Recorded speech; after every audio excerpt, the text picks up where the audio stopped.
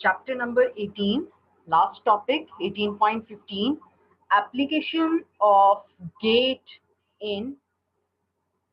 control system. आपने different gets पढ़े, एक फंडामेंटल गेट्स हैं और दूसरे आपने डिफरेंट और गेट्स पढ़े हैं जो कि उन फंडामेंटल गेट्स से को यूटिलाइज करके हम लॉजिक गेट्स बनाते हैं और इन लॉजिक गेट्स के अंदर आउटपुट जो है that is usually in the form of ones and zeros. Now, first of all, how can we utilize these gates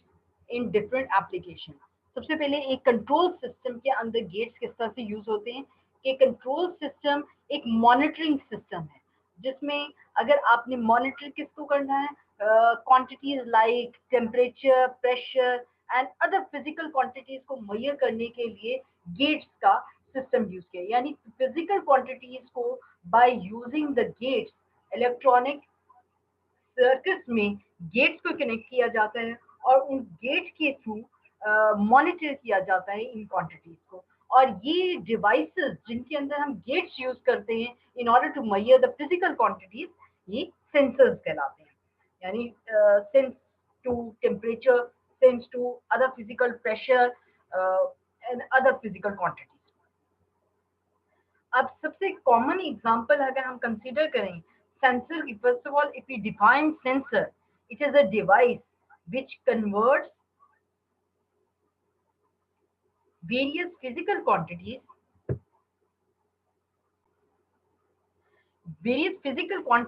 into electrical voltages they are known as sensors examples of sensors हम consider करते हैं the night switch जिसमें light resistance light dependent resistance use की जाती है ये भी एक टाइप ऑफ सेंसर है जो कि चेंज करता है अपनी electric voltage depending upon the intensity यानी चेंज इन इंटेंसिटी के साथ इसकी वोल्टेज चेंज होती है the other one sensor is thermistor जो कि सेंस करता है चेंज इन टेम्परेचर को यूजुअली फर्नेसेस के अंदर और उसमें थर्मोकपल्स यूज होते हैं और थर्मिस्टर्स जो हैं वो अगर किसी आपने डिफरेंट टेम्परेचर यानी एक कोई भी मेटल है उसके डिफरेंट टेम्परेचर्स को स्टडी करना है तो उसके अंदर थर्मिस्टर्स यूज करते हैं the third example is of microphones is a sound sensor इसी तरह अगर आपने लेवल किसी लिक्विड का लेवल मेजर करना है तो वो लिक्विड का लेवल मेजर करने के लिए भी सेंसर्स जो कि लेवल सेंसर्स होते हैं ये यूज किए जाते हैं नाउ कम्स की मॉनिटरिंग अगर आपने करनी किसी भी फिजिकल क्वांटिटीज की अब वो फिजिकल क्वांटिटीज की मॉनिटरिंग करने के लिए जो चेंज इन इलेक्ट्रिक वोल्टेज है वोल्टेज की change in electric voltage either high होगी तो 1 देगा और लो होगी तो 0 देगा तो लॉजिक गेट जो है जो कि वर्क करता है हाई और लो में यानी 1 और 0 में वो इसके साथ कनेक्टेड है अभी अपने एग्जांपल के तौर पे ये सामने आपकी फिगर मेंशन हुई है 18.43 इसके अंदर आप देख सकते हैं इस फिगर के अंदर temperature sensor and pressure sensor के लिए आपने ये सर्किट डिजाइन किया हुआ है अब इस सर्किट में ए जो है ये इनपुट दे रहा है for the pressure and B is giving the input for the temperature जबकि सी जो है उसके अंदर लॉजिक गेट्स हैं वो लॉजिक गेट्स एक आउटपुट देंगे जो आउटपुट अगर हाई में होगी या 1 में होगी तो अलार्म जो है वो साउंड करेगा और अगर लो में होगी 0 में होगी तो अलार्म साउंड नहीं करेगा तो इस ब्लॉक डायग्राम के अंदर जो आप सी है डिजाइन किया है इसमें बेसिकली हमने गेट्स को यूज किया हुआ है अब ये कंसिडर करते हैं कि अगर आपने ये जो गेट्स इसमें से यूज किए हुए उसमें आपने डिजाइन किया हुआ सर्किट इस तरह से जिसके अंदर ये गेट नॉर गेट इसके अंदर अवेलेबल है और नॉर गेट का आपको पता है कि जब दोनों इनपुट जो हैं वो 0 होंगी तब आपको आउटपुट में हाई मिलेगी यानी दोनों इनपुट्स लो होंगी तब आपको हाई तो इस तरह से सर्किट डिजाइन किया जा रहा है कि जब टेम्परेचर और प्रेशर दोनों लो होंगे तब वो साउंड करेगा अलार्म, वरना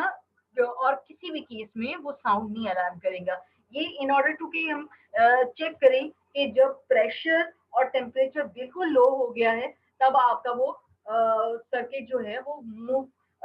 वो वर्क नहीं कर रहा। ठीक है, तो जब ट्रुथ टेबल अगर आप देखें तो ए और बी इसमें इनपुट्स आ रहे हैं। ए इनपुट आ रहा है for the temperature for the pressure and B input आ रहा है फॉर द टेम्परेचर। अब इन दोनों की वजह से आउटपुट जो आप देख रहे हैं फॉर 0 0 जब टेम्परेचर और प्रेशर दोनों 0 थे तब उसमें आउटपुट जो थी वो हाई आई है, यानी अलार्म जो है उसका उस टाइम साउंड करेगा। और आप डिटेक्ट कर सकते हैं कि इस टाइम इस मॉनिटरिंग सिस्टम के थ्रू डिटेक्ट कर सकते हैं कि प्रेशर और टेम्परेचर बहुत लो है। इन अदर केस अगर आपने कोई ऐसा डिजाइन करना है कि टेम्परेचर रिड्यूस होकर 0 हो जाए तब वो साउंड करे, या प्रेशर रिड्यूस होकर 0 हो जाए तब वो साउंड करे, तो आप उसमें डिफरेंट गेट्स को यूज कर सकते हैं। ठीक है, अब नेक्स्ट हम मूव करते हैं towards the numerical. First numerical, the current flowing into the base of the transistor is 100 micro ampere। अब ये बेस के अंदर इसका मतलब है बेस करंट है IB। Find the collector current, the emitter current and the ratio IC over IE if the value of the current gain beta is 100। अब इसमें आपने करंट को डिटरमिन करना है और इसमें इमिटर करंट कलेक्टर करंट को डिटरमिन करना है और इमिटर करंट को। तो इसको सबसे पहला तो आपका बेसिक इसमें फॉर्मूला कौन सा अप्लाई होता है? हाँ जी, बेसिक फॉर्मूला अप्लाई जो होगा for the collector current that is equal to collector current will be equal to beta times IB। यहाँ से आप कलेक्टर करंट निकाल देंगे। अब in order to determine the emitter current IC plus IB, अब यहाँ से इमिटर करंट निकाल लेंगे। उसके बाद आप रेशो जो इसमें से वैल्यू आएगी आप उसमें से रेशो निकाल सकते हैं।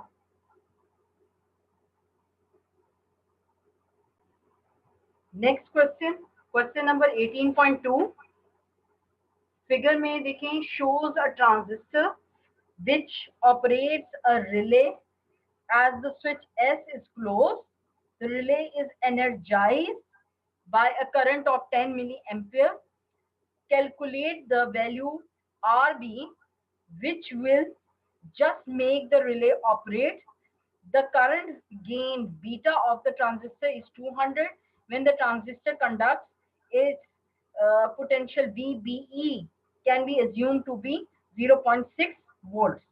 कलेक्टर करंट इसमें उन्होंने दिया हुआ है 10 मिली एम्पियर। ठीक है, एनर्जाइज किससे हो रहा है? कलेक्टर करंट से हो रहा है। दैट इज ये करंट जो है relay current that is collector current IC is equal to 10 milli ampere.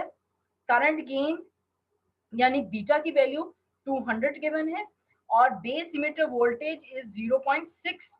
Volt. और इसमें आप शो करने डायग्राम से ही नजर आ रहा है कि VCC is equal to 9 volt. अब आपने डिटरमिन करना है बेस रेजिस्टेंस। बेस रेजिस्टेंस को डिटरमिन करने के लिए फॉर्मूला जो यूज करेंगे दैट इज, हाँ जी, फर्स्ट ऑफ ऑल हमें ये मालूम है कि कलेक्टर करंट और बेस के दरमियान रिलेशन क्या होता है? That is beta is equal to IC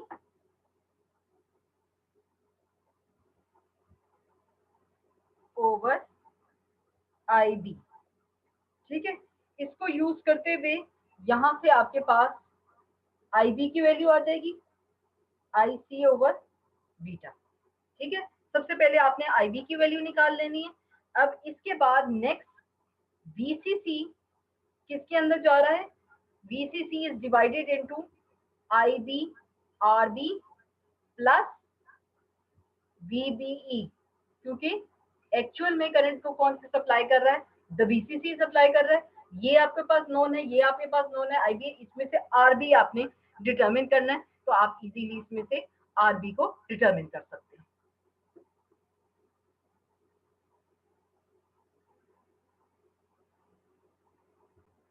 next question number 3, in circuit shown in figure, यहाँ पे आप सर्किट देखते हैं, there is negligible potential drop between base and emitter, यानी बेस और इमिटर के दरमियान VBE is equal to approximately equal to, हम कंसिडर कर रहे हैं कि वो नेग्लिजिबल है, VBE जो है वो बहुत स्मॉल है। Calculate base current, collector current, potential drop across RC and given आपका क्या है, collector emitter voltage is equal to 7.875 volt, और इसमें करंट गेन जो है beta, it's value is equal to 100। अच्छा, अब इसमें से जो कलेक्टर करंट आपने डिटरमिन करना है, first of all potential drop across RC, potential drop across RC will be equal to, यहाँ पे अगर हम RC का लिखें तो RC का किसके इक्वल होगा, ये जो सप्लाई कर रहा है that is the BCC, VCC में से माइनस होगा कौन सा, VCE, ठीक है, VCE इसमें से माइनस करेंगे तो हमारे पास जो पोटेंशियल ड्रॉप अक्रॉस RC आएगा, यानी पोटेंशियल ड्रॉप अक्रॉस RC के अक्रॉस, यानी इसके अक्रॉस जो पोटेंशियल ड्रॉप है, क्योंकि इसमें एक पॉइंट पे VCC है और दूसरे पॉइंट पे पोटेंशियल ड्रॉप VCE है, तो यहाँ से आप डिटरमिन कर सकते हैं पोटेंशियल ड्रॉप अक्रॉस RC, ठीक है। पोटेंशियल ड्रॉप अक्रॉस RC, ये इसमें से आप डिटरमिन कर लेंगे, ये इसकी वैल्यू आप इस तरह से लिख सकते हैं, करंट इसमें से कौन सा फ्लो करेगा, IC करंट फ्लो करेगा, और R और C उसकी वैल्यू लिख लेंगे, ठीक है। इसमें से आपको डिटरमिन हो जाएगा, from this you will determine the current, collector current, ठीक है, कलेक्टर करंट की वैल्यू आपको यहाँ से इस वैल्यू से डिटरमिन हो जाएगी, क्योंकि VCC और VCE आपको नोन है। नेक्स्ट आपने डिटरमिन करना है बेस करंट को, बेस करंट को डिटरमिन करने के लिए करंट गेन भी आपके पास, बीटा की वैल्यू भी मौजूद है, और कलेक्टर करंट भी आपने डिटरमिन किया हो, तो आप बेस करंट को डिटरमिन कर सकते हैं, सॉरी बेस करंट यानी IB will be equal to IC divided by beta, ठीक है, बीटा के साथ आप डिटरमिन आप बेस करंट को कर लेंगे। नेक्स्ट आपने पोटेंशियल ड्रॉप अक्रॉस RC निकालना है। अब पोटेंशियल ड्रॉप अक्रॉस RC किसके इक्विवेलेंट है, आई, ये जो पोटेंशियल ड्रॉप है ICRC, इसको डिटरमिन करना है, तो आप किस तरह से डिटरमिन करेंगे, इसको डिटरमिन करने के लिए सिंपल क्या फॉर्मूला है कि आपने VCC 9 माइनस VCE उन्होंने वोल्टेज आपको इसके अंदर आप डिटरमिन कर सकते हैं, VCE की 7.875 उन्होंने आपको गिवन दी हुई है कि VCC इज इक्वल टू 7.785, आपकी उसके अंदर गिवन नहीं है, लेकिन हम इसको अदर वे क्या है कि करंट IC करंट आपको डिटरमिन है, RC की वैल्यू 1 किलो वोल्ट है, उनको मल्टीप्लाई करेंगे तो आपके पास वोल्टेज ड्रॉप अक्रॉस VCC आएगा। यहाँ पे इन्होंने वैल्यू की नहीं गिवन दी भी, इसकी वैल्यू VCC की जो पहले बुक्स में अवेलेबल है दैट इज 7.875 वोल्ट, ये इसकी वैल्यू।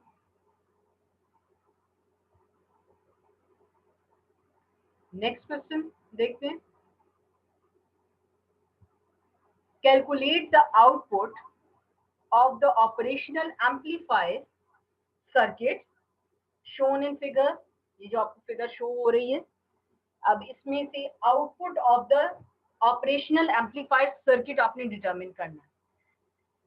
इसमें V1 and V2, V1 is 5 volts, V2 is -2 volt, और रेजिस्टेंस अगर हम इसको थोड़ा लेबल कर दें,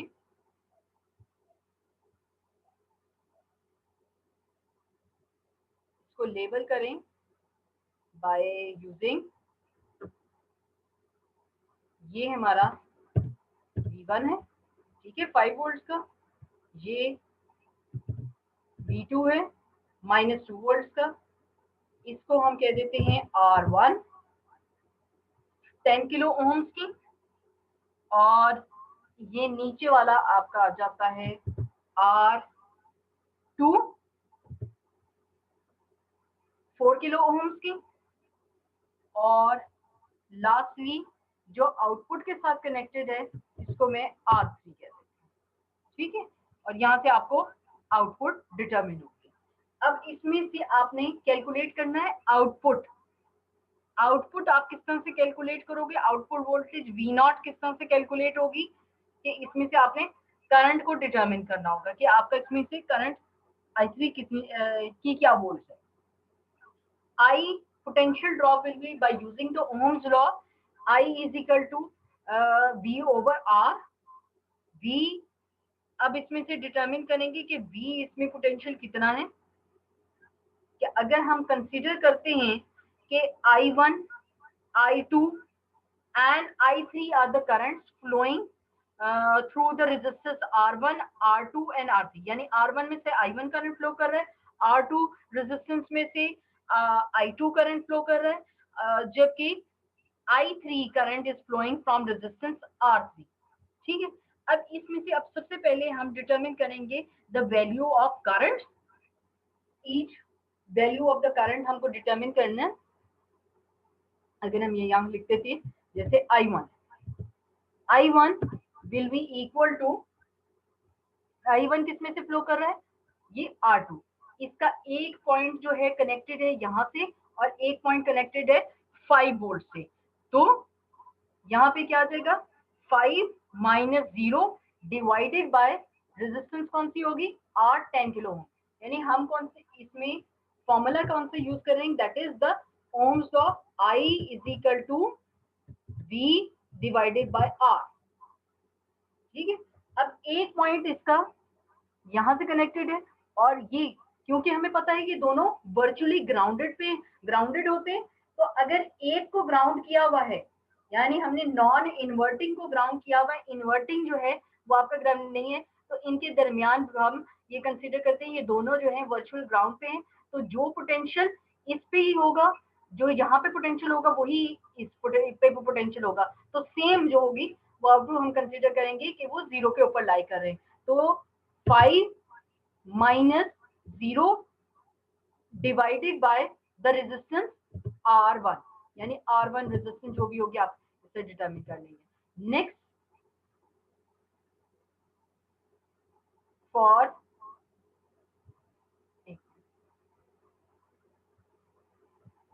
I2 के लिए देखते हैं, I2 के लिए अब I2 करंट -2 वोल्ट यहाँ से, और अगला पॉइंट 0 के ऊपर कनेक्टेड है, तो हम यहाँ पे लिख देंगे -2 -0 और डिवाइडेड बाय R2, ठीक है। यहाँ से आपने करंट I1 एंड I2 की वैल्यू निकाल ली। Now current I3 will be equal to, I3 किसके बाद है, यहाँ इसका पॉइंट है और एक पॉइंट यहाँ पे, ये पॉइंट है जहां पे voltage will be equal to output voltage V0 के इक्वल है, ठीक है, और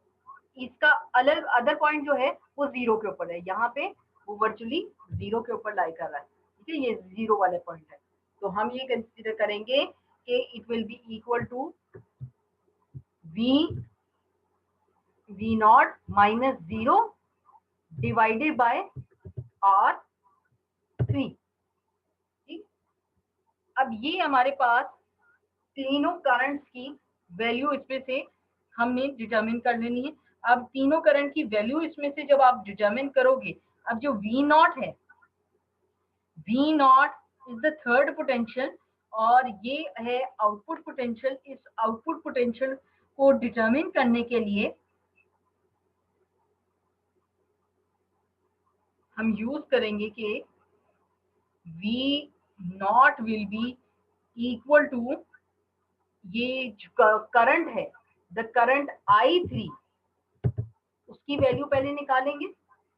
I3 is equal to I1 plus I2, ठीक है। यहाँ से I3 की वैल्यू निकल आएगी और I3 की वैल्यू आएगी तो आप इसमें पुट करेंगे और यहाँ से आप डिटरमिन कर सकते हैं V0 की value. Question number 18.5, calculate the gain of non-inverting amplifier shown in figure। Gain of non inverting amplifier formula हमें पता है, फॉर्मूला क्या है इसको लिख लेते हैं। द गेन, अगर जी के साथ लिखती हूँ, gain will be equal to 1 plus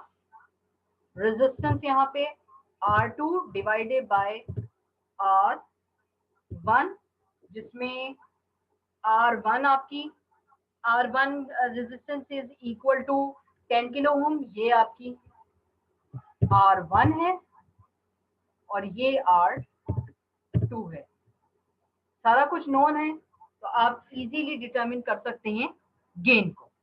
बहुत सिंपल सा ये आपका न्यूमेरिकल है। Next numerical not shown over here, statement में पढ़ती हूँ। 18.6, calculate the gain of N amplifier in which the collector resistance RC is 5 kilo ohms, the input resistance between the base and emitter of a typical transistor is 2.5 kilo ohms and the value of beta, that is current gain, is 100। RC collector resistance जो है 5 kilo ohms का है, यानी 5000 ohms का है। input resistance of the transistor RIN, small RIN जो है that is equal to 2.5 kilo ohms और इसमें गेन बीटा 100 का है। हमने इसमें गेन ऑफ एन एम्पलीफायर निकालना है। गेन ऑफ एन एम्पलीफायर हम किस तरह से निकालेंगे? By using the formula. ये फॉर्मूला मैं लिख रही हूँ for question number 18.6। Gain will be equal to, gain को मैं ए से डिनोट कर रही हूँ, बीटा,